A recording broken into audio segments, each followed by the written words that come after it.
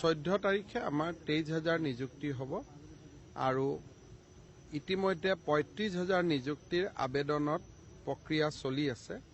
সেই 35,000ও এই মাহত আমি এই বছৰত শেষ কৰিব পাৰিম আৰু 15-20,000 নিযুক্তিৰ ফলাফল আমি অহা 2 মাহত দিব পাৰিম বা এমাহত দিব পাৰিম। গতিকে 1 লাখ নোহোৱালৈকে এই প্ৰক্ৰিয়াটো চলি থাকিব কৰিব পাৰিম আৰু 15-20,000 নিযুক্তিৰ ফলাফল আমি অহা 2 মাহত দিব পাৰিম বা এমাহত দিব পাৰিম। গতিকে 1 লাখ নোহোৱালৈকে এই প্ৰক্ৰিয়াটো চলি থাকিব। 14 তাৰিখে আমাৰ 23,000 নিযুক্তি হ'ব আৰু ইতিমধ্যে 35,000 নিযুক্তিৰ আবেদনত প্ৰক্ৰিয়া চলি আছে।